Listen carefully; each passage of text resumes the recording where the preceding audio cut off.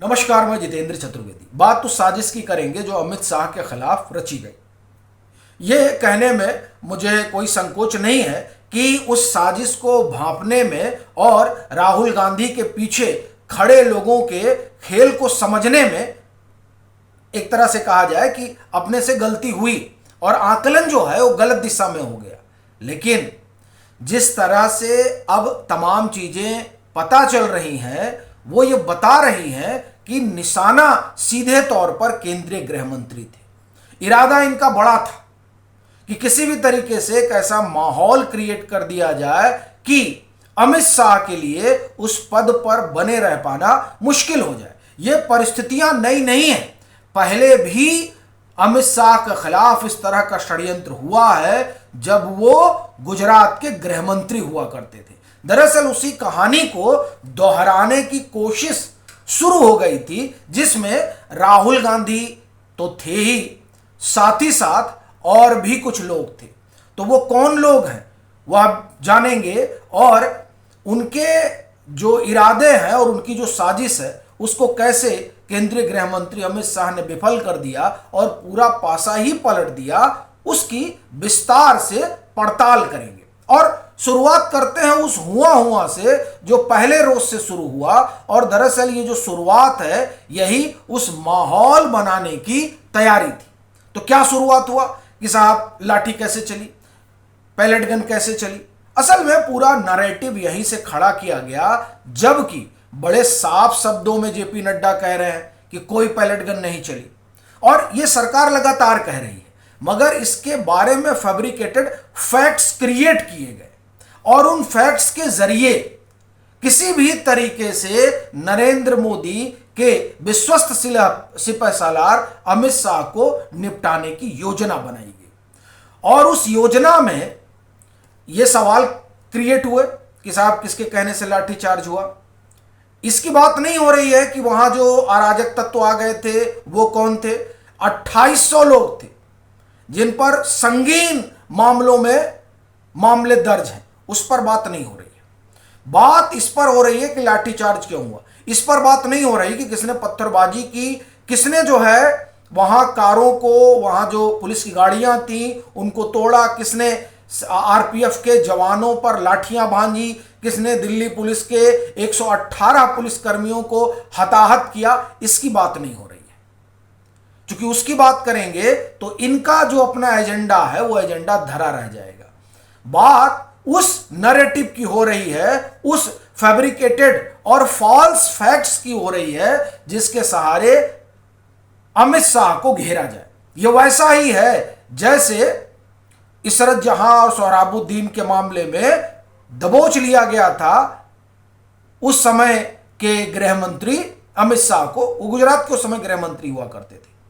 कमोबेश उसी तरह का फैब्रिकेटेड खेल शुरू हुआ और वो सदन में जवाब देते, ये एकदम तय था। इसलिए कह रहा हूं क्योंकि जो ये लोग सवाल उठा रहे हैं वो सवाल ये नहीं है कि वो सदन में आए क्यों नहीं। सवाल यह है कि सदन में आए तो कैसे वहां जाकर अमित शाह को घेर लिया जाए और ऐसी परिस्थिति पैदा कर दी जाए कि यह नेशनल नहीं इंटरनेशनल न्यूज बने। जो खबर आ रही है सूत्रों से और जो लोग मौके पर मौजूद हैं यानी पार्लियामेंट में, उनका कहना है कि जो आप माहौल संसद टीवी के जरिए देख रहे हैं ना, उससे खराब माहौल सदन के भीतर है और यह आक्रामक रुख अपनाया गया। और इतना आक्रामक रुख अपनाया गया कि अमित शाह आएंगे तो उनको जाकर घेर लिया जाएगा और जब मार्शल उनको उठाकर बाहर करने की कोशिश करेंगे तब वीडियो बनाकर यह सर्कुलेट किया जाएगा और फिर इस तरीके का माहौल पैदा किया जाएगा कि देखिए ये बच्चों पर लाठी बरसाते हैं और बच्चों के खड़े जो लोग साथ हैं, जो लोग बच्चों से जुड़े सवाल को उठा रहे हैं, उनको मार्शल के जरिए सदन से बाहर फिकवा रहे हैं। यह नरेशन खड़ा करने की कवायद थी और यह जो कवायद है वो कवायद निजी तौर पर राहुल गांधी चाहते हैं कहा जाता है कि इनका अपना पर्सनल खुन्नस है और इन्होंने तय कर रखा है कि इस बार अमित शाह को सबक सिखाया जाएगा। इनका पर्सनल खुन्नस क्यों है? क्योंकि इनका जो नागरिकता वाला मसला है, उस नागरिकता वाले मसले में बहुत सारी जानकारी ये माना जाता है कि गृह मंत्रालय के पास है, लेकिन गृह मंत्रालय बिना बात के बतंगड़ में नहीं फंसना चाहता है। अमित शाह इस तरह के किसी भी मामले में नहीं उलझना चाहते।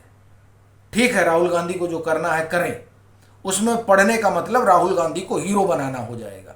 तो कम से कम हीरो बनाने वाली स्थिति में वो नहीं चाहते कि जाया जाए। और केंद्रीय गृह मंत्री का अपना मानना है कि राहुल गांधी से उलझने में कोई फायदा भी नहीं है, राजनीतिक तौर पर उसका नुकसान ज्यादा है उनसे उलझिएगा तो इसलिए वो उसमें पढ़ना नहीं चाहते हैं। लेकिन राहुल गांधी को ईडी से लेकर नेशनल हेराल्ड तक पूछताछ होने तक जो सारी चीजें हुई हैं, वो सारी चीजें उनका मानना है कि सब अमित शाह की वजह से हुआ है।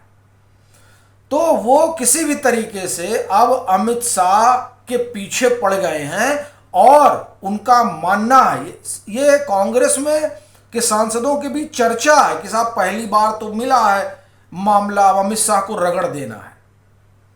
और ये इरादा किसका है? ये इरादा अकेले राहुल गांधी का नहीं है, उनके पीछे वो ताकतें खड़ी हैं जो अमित शाह को हटाना चाहती हैं और उसमें कुछ औद्योगिक घराने भी लगे हुए हैं।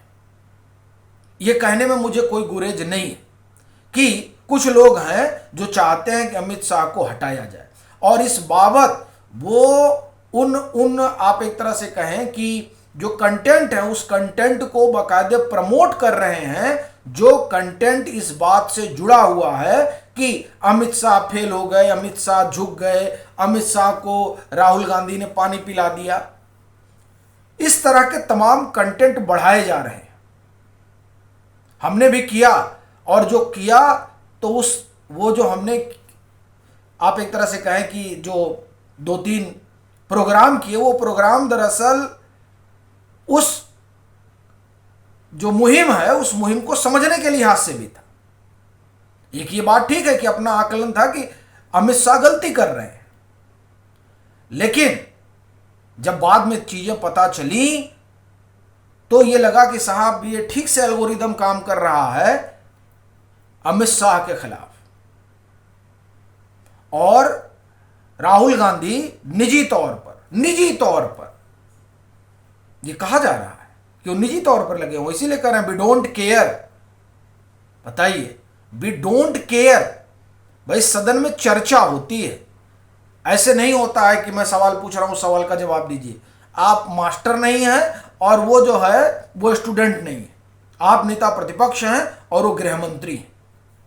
खैर, ये जो पूरा खेल था कि कौन से औद्योगिक घराने लगे हुए हैं, ये देखिए खुला रहस्य है कि कौन सा औद्योगिक घराना अमित शाह को हटाने में लगा हुआ है, कौन सा जो है राजनीतिक दल अमित शाह को हटाने में लगा हुआ है।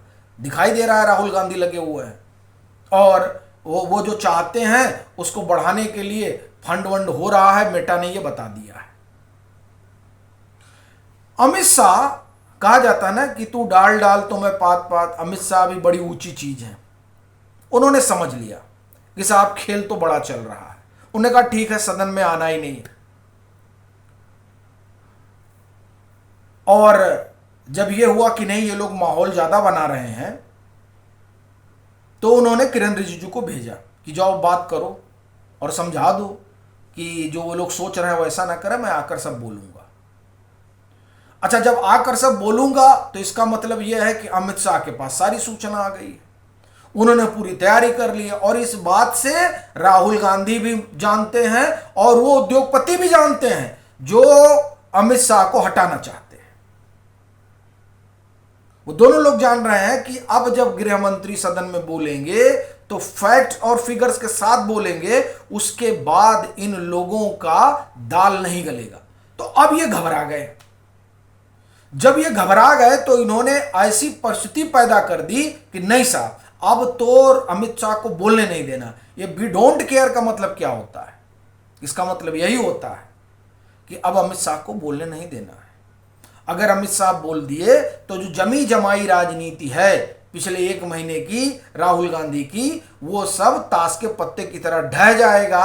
और जो पैसे खर्च किए गए हैं अमित शाह की छवि खराब करने में, वो पैसे बर्बाद हो जाएंगे। तो जिसने पैसा खर्च किया है वह अभी नहीं चाहता है, और जो फिलहाल नए नए नेता बन गए हैं अमित शाह का मुद्दा, अमित शाह को घेर कर, वो भी नहीं चाहते हैं किसी तरह का जो है अब इसमें मामला गड़बड़ाए। तो इसलिए ये जो हटाने वाले हैं और जो राजनीति कर रहे हैं वो दोनों लोग इस पक्ष में नहीं है कि अमित शाह बोले। इसीलिए सदन को और डिस्टर्ब कर दिया जा रहा है।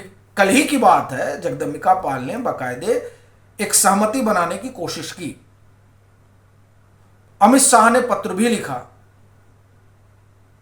लोकसभा स्पीकर को कि आप बात कर लीजिए, हम जवाब देने के लिए तैयार हैं। किरण रिजिजू लगातार लगे हुए हैं। कल रात में कई सारी बातें हुई, कई सारे लोगों से फोन किया गया, लेकिन साहब इरादा नेक नहीं है। और इस बात को केंद्रीय गृह मंत्री समझ गए थे, इसीलिए उन्होंने फिर कम्युनिकेशन चालू कर दिया कि आओ जो तुम लोग चाहते हो वही तुम लोगों को पूरा दिखा दिया जाए। तो जब वो पूरा तैयार होके बैठ गए, अब ये लोग भागने लगे। तो ये है पूरी कहानी। बाकी आप लोगों की अपनी क्या राय है जरूर साझा करिएगा।